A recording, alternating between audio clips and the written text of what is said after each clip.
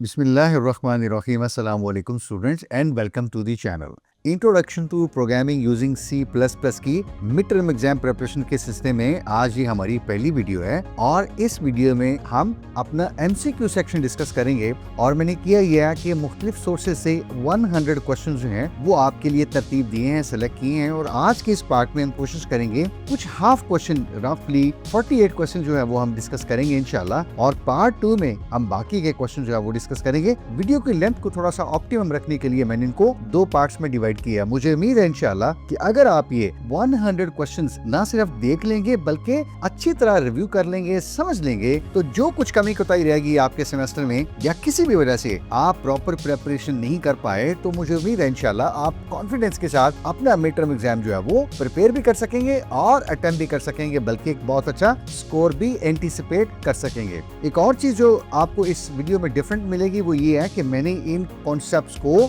या इन आर्टिकल्स को, इन चैप्टर्स को एक ट्रांजिशन की सूरत में रखा है। यानी हम कुछ क्वेश्चंस करेंगे जो पहले इंट्रोडक्शन के होंगे, उसके बाद फिर वेरिएबल्स, फिर डेटा टाइप्स और ऑपरेटर एक्सप्रेशंस, और उसके बाद फिर इफ की स्टेटमेंट्स हैं, और उसके बाद फिर जो आपके रेपिटेशन स्ट्रक्चर्स या लूप्स हैं उनको हम डिस्कस करेंगे। और इंशाल्लाह पार्ट 2 जो इसके बाद होगा उसमें फंक्शन से लेकर हम आगे कुछ चीजें जो है वो आपकी जो मिड टर्म का सिलेबस है यानी फाइल हैंडलिंग तक, वहां तक हम रखेंगे। और कुछ क्वेश्चंस यहाँ मैंने डेलिबरेटली वो इंक्लूड किए हैं जिसमें आपको आउटपुट जो है वो बतानी होती है। और पार्ट 3 जो होगा इस वीडियो का, उसमें हम इंशाल्लाह 30 जो है वो सब्जेक्टिव क्वेश्चंस डिस्कस करेंगे। तो if you are ready, I am well prepared, let's quickly get started then. Section 1 में हमारा इंट्रोडक्शन का कुछ बेसिक चीजें हम देखते हैं। क्वेश्चन नंबर 1 है, what is the primary purpose of program according to the definition. तो हमारा जो बुनियादी मकसद होता है या पर्पस होता है किसी भी प्रोग्राम को लिखने का, वो क्या होता है कि हम कोई पर्टिकुलर जो है वो प्रॉब्लम सॉल्व करते हैं। पर्टिकुलर प्रॉब्लम को सॉल्व करने के लिए हमारे पास कुछ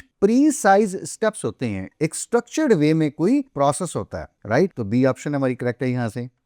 सेकंड क्वेश्चन है, which step is not perform during a proper program design. कौन सा ऐसा स्टेप है जो कि प्रोग्राम डिजाइन में शामिल नहीं है। देखिए, हम एक प्रॉब्लम को एनालाइज करते हैं, ये तो बिल्कुल शामिल होता है हमारे प्रोग्राम डिजाइन में। इसके अलावा हम कोई ना कोई जो प्रॉब्लम सॉल्व कर रहे हैं उसको कहीं ना कहीं हम फॉर्मुलेट भी करते हैं कि वो प्रॉब्लम है क्या, तभी उसको हम एनालाइज भी कर सकेंगे, उसको समझ भी सकेंगे। और इन दोनों कामों को करने के लिए हमें यकीनन तवज्जो भी दरकार होगी। यानी हम अगर अटेंशन देंगे, कंसंट्रेशन के साथ प्रॉब्लम को समझने की कोशिश करेंगे, तो ही हम अपनी प्रॉब्लम का कोई सलूशन जो है वो डिजाइन कर सकेंगे। अलबत्ता प्रोग्राम डिजाइन करने के लिए ये जो थर्ड ऑप्शन है कि प्रोग्राम की परफॉर्मेंस, इसकी हमें जरूरत नहीं पड़ती। तो यहां से सी ऑप्शन हमारी करेक्ट है।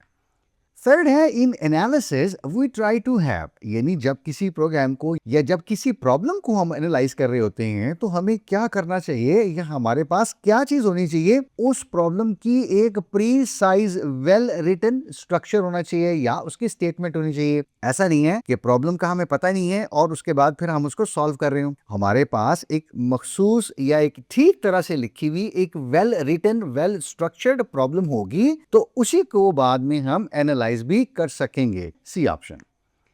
Question number 4, learning to program is important because it develops dash and dash abilities. यानी आप और मैं जब ये सीखते हैं कि एक प्रोग्राम कैसे लिखा जाता है, तो हम 2 स्किल्स अपने अंदर डेवलप कर लेते हैं। वो 2 स्किल्स या 2 एबिलिटीज कौन सी हैं? एक एनालिटिकल थिंकिंग होती है और दूसरी प्रॉब्लम सॉल्विंग होती है। प्रॉब्लम सॉल्विंग के लिए तो हम कोई ना कोई प्रोग्राम लिख रहे हैं, तो हम एक तो ये सीखते हैं और दूसरा हम एनालिटिकल थिंकिंग सीखते हैं। अब एनालिटिकल से हमारी क्या मुराद होती है कि हमारे पास कोई एक प्रॉब्लम होती है, हम उसको ब्रेक करते हैं, डिवाइड करते हैं स्मॉलर प्रॉब्लम्स के अंदर या सब प्रॉब्लम्स के अंदर, और फिर हम उनको स्टेप बाय स्टेप एक एक सब प्रॉब्लम को हम सॉल्व करते हैं और यूं हम अपनी बड़ी प्रॉब्लम को सॉल्व कर सकते हैं। प्रोग्रामिंग के कॉन्सेप्ट में अगर हम इसको थोड़ा सा देखें तो हम इसको यूं कह सकते हैं कि अगर एक प्रोग्राम नहीं चल रहा तो हमारी एनालिटिकल प्रॉब्लम सॉल्विंग क्या होगी कि हम देखें क्या उसकी इनपुट ठीक है, क्या हमने लॉजिक सही इंप्लीमेंट की हुई है, और क्या उसमें कोई सिंटैक्स एरर तो नहीं है, राइट। तो ये एक सिंपल सी एग्जांपल हो सकती है हमारी एनालिटिकल थिंकिंग की। तो मुख्तसर हम ये कह सकते हैं कि अगर मैंने आपने प्रोग्रामिंग सीखनी है या हम सीख रहे हों, तो हमें 2 चीजें सीखनी पड़ती हैं या 2 चीजें हम सीख सकते हैं या 2 एबिलिटीज अपने अंदर पैदा कर सकते हैं। 1 analytical thinking and second is problem solving.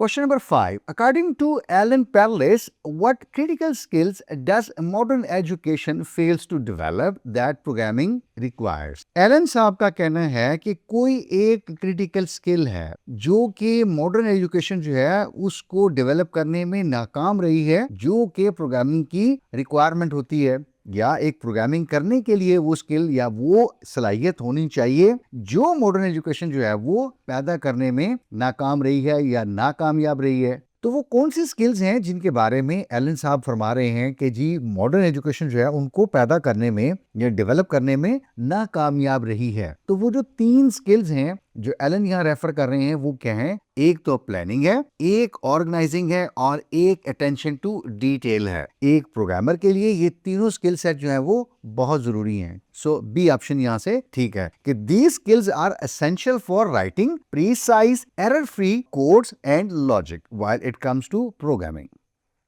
Question number 6. While programming, it is good to provide an easy to understand and easy to use interface. This programming skill is known as called as. यानी programming के बारे में कहा जाता है कि आप एक अच्छा वो easy to understand और easy to use ये एक इंटरफेस दीजिए। इंटरफेस क्या होता है? कोई एक विंडो जहां से आपका प्रोग्राम और यूजर जो है वो कम्युनिकेट कर सकते हैं, इंटरैक्ट कर सकते हैं। तो ये क्या कहलाती है? यूजेबिलिटी। तो इस फीचर को कि एक प्रोग्राम जो है वो यूज करने के लिए बहुत आसान है, बहुत कन्वीनियंट है यूजर के लिए, तो इसको हम कहते हैं यूजेबिलिटी। 7th है what is the primary purpose of main function in C++ program. C++ program में आपने देखा होगा कि आप मेन का कीवर्ड लिखते हैं, दूसरे लफ्जों में आप कहते हैं कि ये हमारा मेन फंक्शन है। तो उससे हमारी क्या मुराद होती है? ये हमारे प्रोग्राम का स्टार्टिंग पॉइंट होता है। ठीक है, सो A option. Question number 8. Correcting the errors from the program is known as. यानी आपने प्रोग्राम लिखा और आपने कंपाइल किया तो उसमें कुछ एरर्स आए, तो अब आप क्या कर रहे हैं? जो एरर्स आइडेंटिफाई हुए हैं उनको आप करेक्ट कर रहे हैं। तो इन एरर्स को जो करेक्ट करने का प्रोसेस है उसको हम क्या कहते हैं? डीबगिंग। ठीक है, ए ऑप्शन। 9th है what is the significance of using comments in C++ program. यानी हम अपने C++ के जो प्रोग्राम में कमेंट्स लिखते हैं तो इनका क्या पर्पस है या इनकी क्या अहमियत है? कमेंट्स हम लिखते हैं इसलिए ताकि हम किसी को बता सकें कि हमारी ये स्टेटमेंट्स, हमारे ये फंक्शंस या हमारे ये लूप्स या कंडीशंस किस लिए हमने यूज किए हुए। बाज़ औक़ात हमें खुद भी जरूरत पड़ती है कि हम अपने प्रोग्राम को जब थोड़ी देर से के बाद देखें तो हमें पता चल जाए कि हमने यहाँ क्या लॉजिक इंप्लीमेंट की हुई है। आसान लफ्जों में हम कह सकते हैं कि ये एक्सप्लेनेशन प्रोवाइड करते हैं या एक बेटर अंडरस्टैंडिंग की है कोड को रीड करने के लिए। चाहे हम पढ़े थोड़े से एक बाद, चाहे हमारा लिखा हुआ कोड कोई और पढ़ेगा तो उसको पता चल जाएगा कि आपने इसमें क्या लॉजिक इंप्लीमेंट की हुई है। सो कमेंट्स इसलिए हेल्प करते हैं कि आपके प्रोग्राम की रीडेबिलिटी और अंडरस्टैंडेबिलिटी बढ़ जाती है या एनहेंस हो जाती है। 10th है कमेंटिंग ऑन द कोड। अब उसी से रिलेटेड कुछ क्वेश्चन है लेकिन थोड़ी सी डायमेंशन डिफरेंट है कि जब मैं और आप कमेंट करते हैं कोड को, क्या इससे प्रोग्राम इजी टू अंडरस्टैंड होता है दूसरों के लिए? ये तो बात बिल्कुल ठीक है। दूसरी देखिएगा, प्रोग्राम हैवी हो जाता है? नहीं, बिल्कुल ऐसी कोई बात नहीं है, क्योंकि कमेंट से कोई ज्यादा मेमोरी ऑक्यूपाई नहीं होती है, इस तरह का कोई काम नहीं होता। इससे प्रोग्राम कंपाइल होने में डिफिकल्ट होती है, कंपाइलर को कोई डिफिकल्टी नहीं होती। ठीक है, तो seems like the A option is correct. 11 है what is the output of the bitwise और ऑपरेटर ऑन 011 और 1100। ठीक है, बिटवाइज और ऑपरेटर आपने पढ़ा हुआ है, तो यहाँ हमें 2 ऑपरेंड दिए हुए हैं 0110 और 1100। राइट, तो ये देखिएगा जब 0 और 0 को और करेंगे बिटवाइज तो क्या आएगा आंसर? 0, और 1 और 0 को करेंगे तो 1। चाहे 1 और 1 को बिटवाइज आर करें तो भी 1 आएगा, और 0 और 1 को और करेंगे या बिटवाइज आर करेंगे तो भी आंसर क्या आएगा? 1। तो यूं अगर आप देखें तो हमारी ए ऑप्शन करेक्ट है, 111 और 0। 12th C is widely known as the development language of dash operating system। तो आपने इंट्रोडक्शन में जरूर पढ़ा होगा कि C जो है वो शुरू में जो यूनिक्स ऑपरेटिंग सिस्टम है उसकी डेवलपमेंट की लैंग्वेज लिखी गई थी या उसकी डेवलपमेंट के लिए ये लैंग्वेज लिखी गई थी। ठीक है, so B option is correct from here. 13 है if the dash finds an error it stops translating without generating any executable code. ठीक है, यानी हमारा कोई हाई लेवल लैंग्वेज का कोड होता है, हम उसको जब ट्रांसलेट करते हैं मशीन लेवल लैंग्वेज कोड में तो क्या होता है, ये जो कोई चीज है जो ये काम करती है या करता है वो स्टॉप कर जाता है, और ये कोई एग्जीक्यूटेबल कोड यानी वो कोड जिसने मशीन पे एग्जीक्यूट होना है या रन होना है वो नहीं हो सकता जब इसको कोई एरर मिलता है, तो वो हमारा क्या है, कंपाइलर होता है। कंपाइलर क्या करता है, पूरा प्रोग्राम हम देते हैं उसको मशीन कोड में ट्रांसलेट करता है या कंपाइल करता है, और अगर उसमें कोई एरर होता है तो फिर वहीं रुक जाता है और मशीन रीडेबल या एग्जीक्यूटेबल फाइल को जनरेट नहीं करता।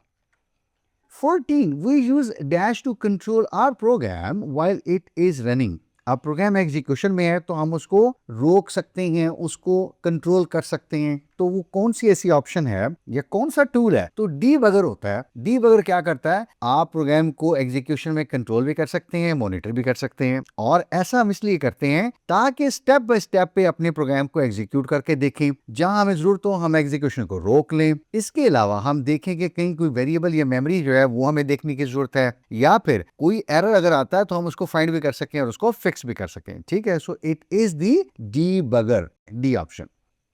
15. We must include the header file dash to convert the value of one type into another type using built-in function. अब हमारे पास कुछ डेटा टाइप्स होते हैं, हमने अगर एक डेटा टाइप से किसी और टाइप में किसी को चेंज करना है, कन्वर्ट करना है, तो बिल्ट इन फंक्शन जो है किस हेडर फाइल में लिखे गए हैं या बताए गए हैं। तो C++ में हमारे पास कुछ फंक्शंस होते हैं जो कि बिल्ट इन है, पहले से अवेलेबल हैं, जैसे कि ATOI है जिसको आप कहते हैं ASCII to integer, ATUF है जिसको आप कहते हैं ASCII to float, और ATOL है जिसको आप कहते हैं ASCII to long। इस तरह के फंक्शंस हैं जिनसे हम एक डेटा टाइप से दूसरी डेटा टाइप में कन्वर्ट कर सकते हैं, और ये कहाँ है, स्टैंडर्ड लाइब्रेरी इस हेडर फाइल के अंदर। ठीक है, stdlib.h यानी स्टैंडर्ड लाइब्रेरी हेडर फाइल में।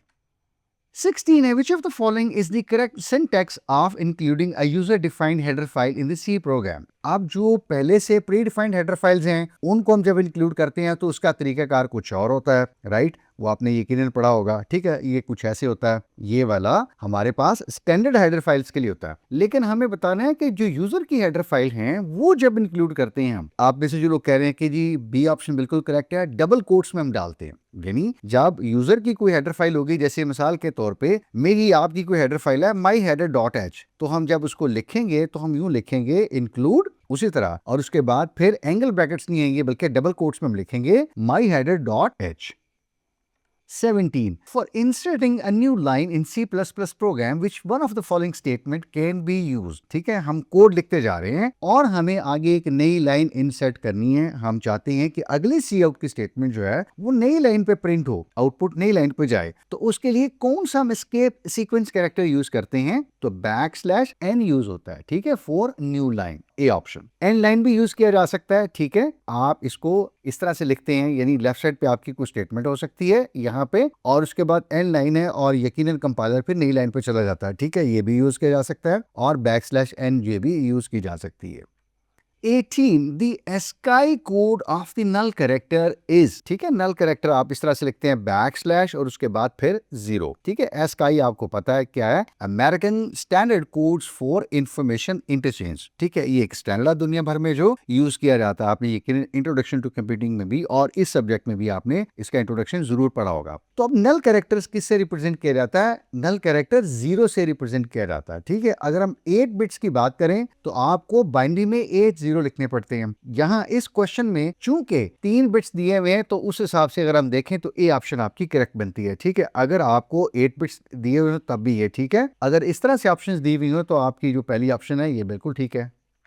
19. What is the major use of CIN? ये कोई एक फंक्शन है जो बिल्ट इन फंक्शन है। इसका यूज क्या है? देखिए, इससे हम इनपुट लेते हैं। ठीक है, ये सी को अगर आप 1 मिनट के लिए अलग कर दें तो ये IN से मुराद क्या होगी? इनपुट। यानी कंप्यूटर में जब भी हमें कोई इनपुट लेनी हो यूजर से और वो किसी वेरिएबल में डालनी हो या स्टोर करनी हो, फॉर एग्जांपल जैसे मैंने यहाँ पे एक इंटीजर वेरिएबल लिया है नंबर के नाम से, और मैं एक स्टेटमेंट प्रिंट करवा रहा हूँ कि एंटर ए नंबर, और जैसे ही यूजर कोई एक नंबर एंटर करेगा तो ये देखिए इस फंक्शन से मैंने इस नंबर में डाल दिया उसको, यानी इनपुट कर दिया। सो it is used to read data from the keyboard, input data from the keyboard और read data from the keyboard एक ही बात है। ओके जी, coming to the section number 2 जहां कुछ वेरिएबल डेटा टाइप्स वगैरह इस तरह की चीजें हम डिस्कस करेंगे। Let's quickly start then. Question number 20 है, which of the following is a correct identifier in C++? Identifier हम कहते हैं वेरिएबल नेम को, ठीक है, आइडेंटिफिकेशन से आइडेंटिफायर। अब चार चीजें हमारे पास होती हैं जो हमें याद रखनी होती है। एक तो ये है कि वेरिएबल का जो नाम है वो किसी नंबर से स्टार्ट नहीं हम कर सकते, ठीक है, एक चीज आपने ये याद रखनी है। दूसरा, स्पेशल कैरेक्टर्स इससे शुरू भी नहीं कर सकते, इसके अंदर भी नहीं आ सकता। नंबर 3, शुरू में कोई सिंबल या जिसको आप अरिथमेटिक ऑपरेटर कहते हैं ये भी नहीं आ सकता। और फोर्थ, इसके दरमियान स्पेस भी नहीं आ सकती, यानी एक वेरिएबल है टोटल सैलरी, आप टोटल स्पेस सैलरी ऐसा नहीं लिख सकते। तो आपने कहा कि आप स्पेशल कैरेक्टर से शुरू भी नहीं कर सकते, आप नंबर से भी शुरू नहीं कर सकते, आप दरमियान में स्पेस भी नहीं दे सकते, तो फिर ठीक कौन सा हुआ? वेर अंडरस्क्वायर 1 2 3 4, ठीक है, नंबर आ रहे हैं लेकिन बाद में आ रहे हैं, अंडरस्क्वायर है ये बाद में आ रहा है, ये स्पेशल कैरेक्टर नहीं है। आमतौर पे @ dollar sign, sign of exclamation, इनको स्पेशल कैरेक्टर समझा जाता है। सो अंडरस्क्वायर जो है वो C++ में अलाउड होती है। 21, कुछ इससे मिलता जुलता क्वेश्चन ये है, वो पूछा गया कि 3 नीचे कुछ वैलिड आइडेंटिफायर दिए हुए हैं या वेरिएबल्स की नेम्स दिए हुए हैं, एक कोई गलत है, ठीक है, which of the following is not valid. जो गलत है वो हमने बताना है, राइट। आपने क्विकली आइडेंटिफाई कर लिया है कि आप इस तरह भी लिख सकते हैं, नंबर ऑफ स्टूडेंट्स को इस तरह भी लिख सकते हैं, शुरू में अंडरस्क्वायर ये भी अलाउड है, लेकिन ये शुरू में आ गया जो स्पेशल कैरेक्टर है ये अलाउड नहीं है, ठीक है। So this is the correct और desired option according to the question statement. 22, the most suitable data type for the number 325.25। ये कोई एक डेसिमल वैल्यू आ गई है, ठीक है, जिसको आप कहते हैं जी कोई फ्रैक्शनल वैल्यू आ गई है। तो क्विकली आपके जहन में आया होगा, जैसे आप पाई 3.14 को किस में स्टोर करते हैं जी? Most of you are saying float, बिल्कुल ठीक कह रहे हैं। तो all real numbers are fractional numbers, जो कि इस तरह के होंगे, पॉइंट्स के साथ होंगे, उनको हम फ्लोट उनके लिए यूज करते हैं। ऑलराइट जी, कुछ ऑपरेटर और एक्सप्रेशन है, क्विकली जरा वो देखते हैं। क्वेश्चन नंबर 23 है, ये कुछ ऑपरेटर्स दिए हुए, less than equal to, greater than और ग्रेटर देन इक्वल टू, ये कुछ ऑपरेटर्स हैं। पूछा गया ये कौन से ऑपरेटर हैं? हमारे पास अरिथमेटिक ऑपरेटर्स होते हैं, लॉजिकल होते हैं, रिलेशनल होते हैं और कुछ कंडीशनल भी होते हैं। तो यहाँ पे ये एक नंबर दूसरे से बड़ा है, छोटा है, ये क्या चीज रिप्रेजेंट हो रही है भला? रिलेशन, कौन किससे कितना बड़ा है, right. So these are the relational operators, जो आप मैं दो या दो से ज्यादा वैल्यूज को कंपेयर करते हैं, कौन छोटी है कौन बड़ी है, right. So C option. 24, from the following which one is used as an assignment operator। यानी हमने किसी एक वेरिएबल को डिक्लेयर किया और उसको हमने कोई एक वैल्यू असाइन करनी है। तो C++ में हमारे पास सिंगल इक्वल साइन जो होता है ये असाइनमेंट ऑपरेटर होता है, ठीक है। जो डबल है ना ये वाला, ये हम कंपेयर करते हैं कि if A is equal to B, ठीक है। So this is a relational kind of thing, a comparison operator. तो जो असाइनमेंट है वो क्या है? Single is equal to sign, A option. 25, statement को जरा ध्यान से समझिएगा। शुरू में आया हुआ है नॉट, ठीक है, the sign of exclamation is not in C++, not x less than 3। इसको आप उल्ट कर दीजिए, ठीक है। इसका क्या मतलब होगा कि x जो है वो 3 से लेस नहीं है, तो 3 के इक्वल भी हो सकता है और 3 के ग्रेटर भी हो सकता है। यानी जो स्टेटमेंट है हमने उसके क्या कर दिया है, उसको रिवर्स कर दिया है, उसके उल्ट कर दिया। काम स्टेटमेंट ये थी कि x लेस देन 3, हमने इसको निगेट कर दिया, यानी x 3 से लेस नहीं है, तो फिर क्या हो सकता है? इक्वल या फिर ग्रेटर, सही है। तो बी ऑप्शन है कि x then should be or may be greater than or equal to 3। Question number 26. What will be the result of the expression x modulus 2 when x is equal to 7? हमें पता है ये जो modulus का operator है ये क्या return करता है? रिमाइंडर रिटर्न करता है। इसका मतलब ये है कि x की जगह पे आप 7 रख के देखिएगा तो ये एक्सप्रेशन बनेगा 7 डिवाइडेड बाई 2 और उसका रिमाइंडर क्या होगा? यानी 2 3 टाइम्स 6 और 1 रिमाइंडर होगा। तो यकीनन यहाँ पे डी ऑप्शन करेक्ट होगी हमारी, x is equal to 1। 27, which operator has the highest precedence? Precedence का मतलब क्या होगा कि किस तरतीब से कौन सा ऑपरेटर पहले इवेल्युएट होगा किसी भी एक्सप्रेशन के अंदर। तो ये हमने पढ़ा हुआ है कि जो मल्टीप्लिकेशन और डिवीजन है उनकी प्रेफरेंस या उनकी प्रेसिडेंस जो है वो ज्यादा है, और उसके बाद फिर हमारे पास प्रेसिडेंस किसकी आती है? एडिशन और सब्ट्रैक्शन की, ठीक है। तो यहां से बी ऑप्शन हमारी करेक्ट है कि multiplication and division both have the same but highest precedence and then it comes to the addition and subtraction. 28. What will be the result of the arithmetic expression 6 plus 48 divided by 4 multiplied by 3? अभी हमने इससे पहले देखा कि operators की precedence क्या होती है। तो अभी हमने देखा था क्या होती है, डिवीजन और मल्टीप्लिकेशन जो है इनकी पहली प्रेसिडेंस होती है या प्रायोरिटी होती है। इस एक्सप्रेशन को जब हम लिखेंगे तो इसका मतलब यह है कि ये वाला जो पार्ट है इसका छोटा सा पार्ट 48/4 ये पहले एग्जीक्यूट होगा, और जब ये एग्जीक्यूट होगा तो आंसर क्या बनेगा 12। इस 12 को फिर 3 से मल्टीप्लाई किया जाएगा तो ये क्या बना 36। तो ये पहली प्रेसिडेंस है जिसमें डिवीजन और मल्टीप्लिकेशन जो है हमने सॉल्व कर ली। उसके बाद फिर हमने कहा था सेकंड प्रेसिडेंस किनकी बनती है, एडिशन और सब्ट्रैक्शन की। तो उसमें अगर हम देखें तो अभी 6+ से आगे हमने सॉल्व कर लिया है, यहां तक ये पीछे भी रहता है पार्ट। तो अब आएगा 6+ और अभी हमारा आंसर क्या आया था 36, तो ये क्या बना 42। ठीक है, C option. 29. What will be the result of the value of m and n after n is equal to m plus plus while initially m is equal to 5 and n is equal to 0? अब एक expression दिया गया है, वो expression क्या है जी, n is equal to m plus plus, इसको जरा ज़हन में रखिएगा। और दूसरा इनिशियल वैल्यू दी गई है। अब इनिशियल वैल्यू क्या है जी, m इज इक्वल टू 5 ये गिवन था और n इज इक्वल टू 0 ये भी गिवन था। अब देखिएगा एक्सप्रेशन क्या है हमारे पास, n is equal to m plus plus, यानी ये क्या है, ऑपरेटर बाद में आया हुआ है तो इसको हम कहते हैं पोस्ट इंक्रीमेंट। इस सूरत में क्या होगा, m की वैल्यू पहले n में चली जाएगी और उसके बाद m की वैल्यू में एक एडिशन होगी। यानी यहां पे जब हम आए हैं तो हमने क्या किया, m की वैल्यू जो 5 ऊपर गिवन थी ये हमने n में डाल दी है, तो n कितना बना 5 या 5, और उसके बाद हमने m को एक और बढ़ा दिया, एक्सप्रेशन में वैल्यू देके फिर पोस्ट इंक्रीमेंट किया है, तो m क्या बना 5 से 6, तो m बना 6 और n बना 5। ठीक है, तो ये ऑप्शन देखिएगा कहां बन रही है, m 6 n 5, D option. Question number 30.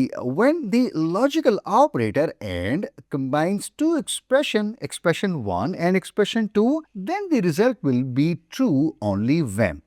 दो एक्सप्रेशंस हैं, कोई एक्सप्रेशन 1 एक है और एक्सप्रेशन 2 है, आप उनको कंबाइन कर रहे हैं किससे, लॉजिकल एंड ऑपरेटर से। ये किस वक्त ट्रू होगा, हमें पता है कि जब लॉजिकल एंड हम यूज करते हैं तो इसका मतलब ये है कि एक्सप्रेशन 1 को और एक्सप्रेशन 2 दोनों को ट्रू होना पड़ता है, फिर जाके हमारा रिजल्ट क्या आता है, ट्रू में। या आसान लफ्जों में हम ये कह सकते हैं कि 1 and 1, दिस इज ओनली 1, यानी एक्सप्रेशन 1 भी ट्रू है, 1 है, और एक्सप्रेशन 2 भी ट्रू है या 1 है, तो फिर ऐसी सूरत में रिजल्ट आएगा 1। इन दोनों में से कोई एक भी 0 होता है, 1 and 0 या फिर 0 and 1, तो फिर आंसर क्या आएगा 0, फिर फॉल्स हो जाएगा, राइट। तो दोनों एक्सप्रेशंस का ट्रू होना जरूरी है, और वो देखिएगा किसमें लिखा हुआ है, ऑप्शन सी में। ठीक है, when both expression 1 and expression 2 are true, दोनों 1 होने चाहिए।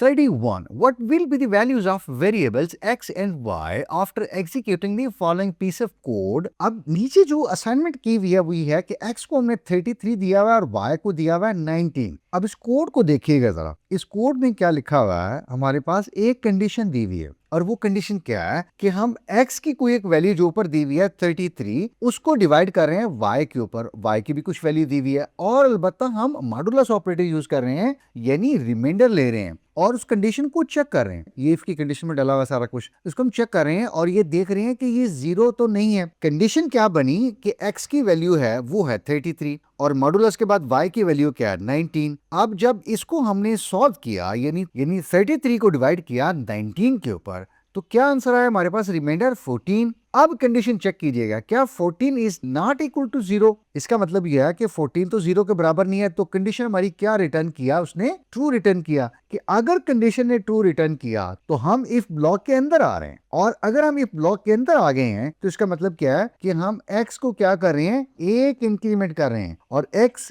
पहले क्या था 33 और इंक्रीमेंट होकर कितना हो गया 34। y को अलबत्ता हम क्या कर रहे हैं, ब्लॉक के अंदर डिक्रीमेंट कर रहे हैं, और y पहले क्या था भला 19, और 19 डिक्रीमेंट होकर कितना बना 18। तो इसका मतलब ये है कि इस कोड को जब एग्जीक्यूट किया जाएगा तो यकीनन वैल्यूज क्या बनेगी 34 और 18, यानी x इज इक्वल टू 34 और y इज इक्वल टू 18। 32 है, if a cricket match, players toss a coin to decide which team will bat or bowl first. To generate a coin toss using rand function या random function, which operation is used? कोई एक coin है, उसको हमने toss करना है और ये देखने के लिए कि इस मैच में कौन सी टीम जो है वो बॉलिंग करेगी या बैटिंग करेंगी। अब इसमें दो ऑप्शंस होती हैं, यानी जो टॉस किया जाता है उस कॉइन को फ्लिप करेंगे हम, तो हेड आएगी या फिर टेल आएगी। पूछा गया है कि ये रैंडम फंक्शन जो है वो कैसे हम यूज करेंगे, तो आपने पढ़ा हुआ है कि रैंडम फंक्शन के लिए इस वक्त जो कॉइन टॉस है इसमें 2 ऑप्शंस होती हैं, तो लिहाजा इसका मतलब ये है कि हम रैंडम फंक्शन वो यूज करेंगे जिसमें 2 नंबर जनरेट हों, यानी या 0 जनरेट हो या फिर 1 हो। 0 को हम कह देते हैं कि जी टेल है और 1 को कह देते हैं हेड है, फॉर एग्जाम्पल। दूसरी बात, आपने रैंडम फंक्शन पढ़ा हुआ है, जैसे आप RLD फंक्शन यूज करते हैं तो उसके साथ मल्टीप्लिकेशन साइन यूज नहीं करते, तो फिर ऑप्शन सही क्या हुई, रैंड एम्परसैंड 2। और जी सेक्शन 4 है, कुछ इफ एल्स की कंडीशन है और स्विच को हम देखेंगे, जरा क्विकली देखते हैं। 33 है जी, in an if structure the block of statement is executed only when. Simple if की बात हो रही है कि इफ स्ट्रक्चर के अंदर हम जो ब्लॉक है ये कब एग्जीक्यूट करते हैं, इसका मतलब ये है जब हमारी ये कंडीशन क्या होती है, ट्रू होती है, ठीक है, तब हम ब्लॉक के अंदर आते हैं, राइट। तो ये हमारी ऑप्शन कौन सी ठीक बनी जी, 4th, when the condition given in the if is true. 34 है, in C++ the switch statement deals with dash types of data। हमारे पास डिफरेंट टाइप्स का डेटा होता है, तो पूछा गया है कि C या C++ में जो स्विच स्टेटमेंट है ये किस तरह का डेटा डील कर सकती है। तो स्विच ये इंटीजर डेटा या कैरेक्टर डेटा, इन दोनों को डील कर सकता है, राइट। आपने यकीनन पढ़ा होगा कि आप किसी एक इंटीजर टाइप की वेरिएबल के ऊपर यानी सैलरी के ऊपर या फिर मार्क्स के ऊपर लगा सकते हैं। इसी तरह आप किसी एक कैरेक्टर यानी चॉइस N या Y, यस नो के लिए N और Y, इन कैरेक्टर्स के ऊपर भी अप्लाई कर सकते हैं। 35, if the break statement is missed in the switch statement then what happens। यानी आप स्विच लिख रहे हैं और स्विच लिखते लिखते कहीं आपने यहां देखिएगा केस 1 के बाद यहां ब्रेक स्टेटमेंट को मैंने जानबूझ के मिस किया है, तो आपको समझाने के लिए आपने ये वाली मिस कर दी, तो इससे क्या होगा, क्या इफेक्ट पड़ेगा, इससे होगा कुछ नहीं बल्कि प्रोग्राम कुछ और आउटपुट प्रिंट करेगा, जिसको हम कह सकते हैं कि प्रोग्राम ने क्या किया, एक लॉजिकल एरर जो है वो जनरेट किया। यानी प्रोग्राम में कोई मसला तो नहीं होगा, ये सिंटैक्स एरर तो नहीं है, प्रोग्राम तो चलेगा। अलबत्ता प्रोग्राम ने जो एक इंटेंडेड आउटपुट देनी थी, जो मैंने आपने एंटिसिपेट की थी, वो नहीं देगा बल्कि आउटपुट कुछ और देगा। आगे चल के क्वेश्चन में मैं आपको बताता हूं कि क्या आउटपुट आएगी, बट यहां पे क्या आएगा, लॉजिकल एरर आएगा। 36 है, यही स्टेटमेंट दोबारा थोड़ा सा डिफरेंट एंगल से देखने की कोशिश करते हैं। What happens if there is no break statement in the case of a switch statement। यानी यही हम बात जो कर रहे हैं, स्विच लगाया हमने इस एक्स के ऊपर और ये देखिएगा इस एक्स के ऊपर हमने स्विच लगाया और केस 1 हमने दिया हुआ है और केस 1 के बाद यहाँ पे ब्रेक नहीं दी हुई। यहाँ कंपाइलर आया, उसने देखा कि x की वैल्यू क्या है 1, तो उसने 1 को प्रिंट कर दिया क्योंकि केस 1 ट्रू हो रहा है। ये 1 आउटपुट प्रिंट हो गई, ONE1 ये लिखा गया। इसके बाद स्विच ने ये भी प्रिंट कर दिया क्योंकि इस केस के बाद यहाँ पे हमने ब्रेक नहीं डाली, ब्रेक का कीवर्ड नहीं लिखा और स्विच ने आगे जब ये 2 भी प्रिंट किया और उसके बाद उसको ब्रेक मिली, अब स्विच यहाँ से बाहर निकल जाएगा। यानी कंट्रोल जो है इस ब्रेक के बाद इस स्विच की स्टेटमेंट से या पूरे ब्लॉक से बाहर चला जाएगा। अलबत्ता यहां से जो बाहर होना था वो इस ब्रेक स्टेटमेंट के ना लिखने की वजह से ये सारा कुछ आउटपुट हो गया। तो हम कह सकते हैं कि जो अगला केस है, जो यहाँ पे केस 2 बन रहा है, वो भी एग्जीक्यूट हो जाता है अगर हम किसी एक केस के बाद ब्रेक स्टेटमेंट को ओमिट कर देते हैं या लिखना भूल जाते हैं। इसी को हम इससे पहले कह रहे थे लॉजिकल एरर होता है ये। 37 dash is a substitute for multiple if statement. यानी अगर हमारे पास कंडीशन ज्यादा हैं तो हम क्या करते हैं जी, हम कहते हैं जी इफ कंडीशन 1 अगर ये ठीक है, नहीं है तो इफ कंडीशन 2, अगर ये गलत हो तो फिर इफ कंडीशन 3। ये मल्टीपल स्टेटमेंट्स हमारे पास हो सकती हैं। इनको इस तरह भी हम लिख सकते हैं, लेकिन इनका एक अच्छा सब्स्टिट्यूट क्या हो सकता है, इफ एल्स इफ। यानी हम इफ लिखते हैं और उसके बाद फिर ये इफ नहीं लिखते बल्कि एल्स इफ लिखते हैं, फिर ये एल्स इफ लिखते हैं और फिर जितनी लिखनी हो और एंड पे हम एक एल्स लिख लेते हैं और ये सारा स्ट्रक्चर क्या कहलाता है, if else if.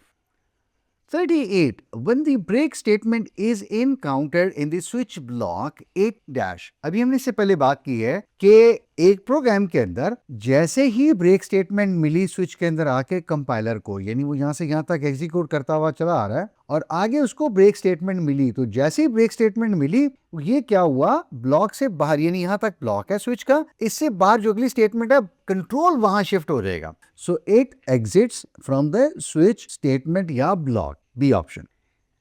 39 the dash statement is considered an unconditional branch of execution। Unconditional से मुराद ये है कि हम कहीं ना कहीं शिफ्ट कर रहे हैं अपनी एग्जीक्यूशन को, लेकिन कोई कंडीशन नहीं है। तो ऐसी स्टेटमेंट जिसमें ये कंडीशन नहीं होती, या अनकंडीशनल स्विच या ब्रांच होती है, या शिफ्ट होता है, या ट्रांजिशन होती है, कोई लफ्ज भी आप कह लीजिए, वो हमारी कौन सा कीवर्ड होता है भला? गो टू या गो टू स्टेटमेंट होती है। आप ये समझ लीजिए कि यहाँ पे हम आए, ये स्टेटमेंट हमने एग्जीक्यूट की, और इस स्टेटमेंट एग्जीक्यूट करने के बाद कंपाइलर को मिला गो टू, और लेबल क्या दिया हुआ है? स्किप। ये आगे हमने कमेंट्स लिखे हुए हैं। तो कंपाइलर को क्या मिला? Go to skip. उसने कहा जी मैंने कहाँ जाना है? स्किप पे। तो उसने देखा पूरे प्रोग्राम में स्किप कहाँ पे है, ये लेबल दिया हुआ, यहाँ पे आ गया, और उसने अगला ब्लॉक जो है, जो भी लिखा हुआ था वो सारा एग्जीक्यूट कर, बीच में जो कुछ भी था उसने छोड़ दिया। ये स्किप मैंने खुद लिखा है, आप चाहें तो एबीसी लिख सकते हैं, आप चाहें तो माई लेबल लिख सकते हैं, आप चाहें तो लेबल 1 लिख सकते हैं। तो ये हमारी कौन सी स्टेटमेंट हुई? जो अनकंडीशनल जंप या ब्रांच है, गो टू कीवर्ड या go to statement. Question number 40. In a nested if structure, how is the execution of inner if statement determined? Nested if structure क्या होता है कि हम एक if लिखते हैं और उसके अंदर आके फिर एक और if लिख लेते हैं। अब पूछा गया कि इसकी एग्जीक्यूशन कैसे होगी। यकीनन आपने सही आइडेंटिफाई किया है कि अगर हमारी बाहर की जो कंडीशन है ये वाली, ये ट्रू होगी तो हम ब्लॉक के अंदर आएंगे, तभी हम कंडीशन 2 को टच कर पाएंगे। बिल्कुल ठीक कह रहे हैं आप। So the inner executes only if the outer condition is true.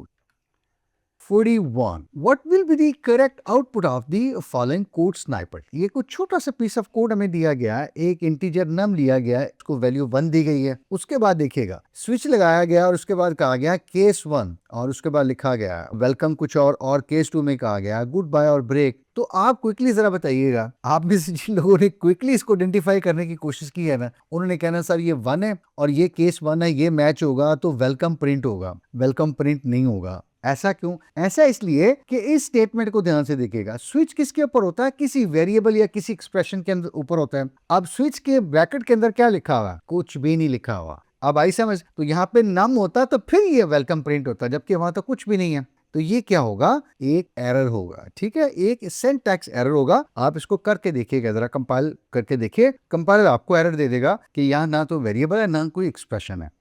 Alright जी, हमारा सेक्शन नंबर 5 है जो कि रेपिटेशन स्ट्रक्चर है, लूप, फॉर, व्हाइल या फिर डू व्हाइल। 42 क्वेश्चन नंबर हमारा जो इस सेक्शन का पहला क्वेश्चन बनता है वो ये है कि जी when the number of iterations is known to us which of the following loop is more comfortable और सूटेबल टू यूज। जब हमारे पास हमें पता है कि लूप ने कितनी बार चलना है, तो कहा जाता है कि अगर ये सिचुएशन हो कि आपको पता है आपने लूप 10 टाइम्स चलाना है या 20 टाइम्स चलाना है, तो फिर फॉर लूप जो है वो सबसे बेहतरीन है। Question number 43, the correct syntax for a do while loop is. अब जो डू व्हाइल लूप है इसका हमें क्या देना है? सिंटैक्स देना है कि कैसे लिखा जाता है। सबसे पहले डू व्हाइल लूप है तो क्या आया? डू का कीवर्ड है, उसके बाद ब्लॉक शुरू हुआ, और उसके बाद हमें 1 2 3 4 5 जितने भी इंस्ट्रक्शंस लिखनी है या स्टेटमेंट्स लिखनी है, दोनों हम दे सकते हैं। उसके बाद ब्लॉक हमारा क्लोज हो गया, उसके बाद फिर हम स्पेस देके व्हाइल लिखते हैं और फिर अपनी कंडीशन लिखते हैं। ये देखिए डू व्हाइल है, इसका मतलब है डू का कीवर्ड पहले और व्हाइल की कंडीशन जो है वो बाद में है। राइट, तो डी ऑप्शन यहाँ से करेक्ट है। अगर आपको वैसे भी आती है तो बहुत अच्छी बात है, लेकिन अगर आपको अभी इतनी अच्छी याद नहीं रही या याद नहीं आ रही, तो आप डू और व्हाइल इसके सीक्वेंस को देख लीजिए कि कैसे लिखा हुआ है। 44. A repetition statement specifies that an action is to be continued or performed until when the sum dash remains true. यानी एक ऐसा रेपिटेशन स्ट्रक्चर या स्टेटमेंट है जिसमें कोई एक काम किया जाना है और वो कब तक किया जाएगा? जब तक कोई चीज ठीक रहती है, ट्रू रहती है। वो कौन सी चीज है जो ट्रू रहेगी तो ये काम बार बार होता रहेगा, रिपीट होता रहेगा। यकीनन आप में से जो लोग कह रहे हैं कंडीशन, वो बिल्कुल ठीक कह रहे हैं। जब तक हमारी कंडीशन ट्रू होती है, कोई भी लूप हो, चाहे वो फॉर का हो, व्हाइल का हो या डू व्हाइल का हो, जब तक हमारी कंडीशन ठीक रहती है, जब तक हम लूप एग्जीक्यूट करते रहते हैं। जैसे ही हमारी कंडीशन लूप की फॉल्स होती है तो हम लूप से बाहर आ जाते हैं, हमारी रेपिटेशन वहीं हॉल्ट, सस्पेंड या फिर रुक जाती है, या जो भी आप कहना चाहिए कह सकते हैं। Question number 45, dash loop executes at least 1 time. चाहे लूप की कंडीशन ठीक है, गलत है, लेकिन एटलीस्ट जो 1 टाइम है वो कौन सा लूप होता है? Do while. ठीक है, क्योंकि इसमें पहले आप क्या कर रहे हैं? डू। अगर आप एक क्वेश्चन वापस जाइए तो आप देखिए स्ट्रक्चर इसका, पहले हम डू लिख रहे हैं उसके बाद हम क्या लिख रहे हैं, स्टेटमेंट्स, और उसके बाद हम लिख रहे हैं व्हाइल के कंडीशन। इसका मतलब ये है कि आपने पहले स्टेटमेंट तो एग्जीक्यूट कर ली, एंड पे देखा तो क्या वो हो कंडीशन तो गलत होगी, तो इसका मतलब है आप ब्लॉक से बाहर आ गए, लेकिन कंडीशन गलत में आप स्टेटमेंट चला के आ चुके हैं, कंपाइलर ने एक दफा उसको एग्जीक्यूट कर लिया है। So do while is the loop जिसमें कंडीशन फॉल्स भी हो तो लूप एक दफा जरूर एग्जीक्यूट होता है। 46. When the break statement is encountered in a loop body, it transfers the control dash from the current loop. यानी लूप के अंदर आए हैं आप और वहां कहीं ना कहीं आपको ब्रेक मिल गया। जैसे फॉर एग्जांपल आप एक लूप चला रहे हैं और आप कह रहे हैं कि जी ये 1 से लेकर 5 तक जाए, जो कंडीशन यहाँ आपने दे दी है, और कहीं आप ये समझ लीजिए आपने लिखा कि जब कंडीशन या वेरिएबल आई की वैल्यू 3 हो जाए तो आप क्या कर दो, ब्रेक कर दो। तो इसका मतलब यह है कि लूप के अंदर जैसे ही आपको ये ब्रेक का कीवर्ड मिला यहाँ पे, इस लूप से आप बाहर आ जाएंगे। जो कंट्रोल है वो करंट लूप से या फॉर के ब्लॉक के बाहर ट्रांसफर हो जाएगा, बिल्कुल ऐसे जैसे भी हमने इसे पहले स्विच में देखा था। और ये स्टेटमेंट जो है ये लिखी हुई है, एक्चुअली फॉर यहाँ पे खत्म हो रहा है, उसके फौरन बाद ये स्टेटमेंट लिखी हुई है। तो मतलब हम ये कह सकते हैं कि the control is transferred outside from the current block of for loop, B option.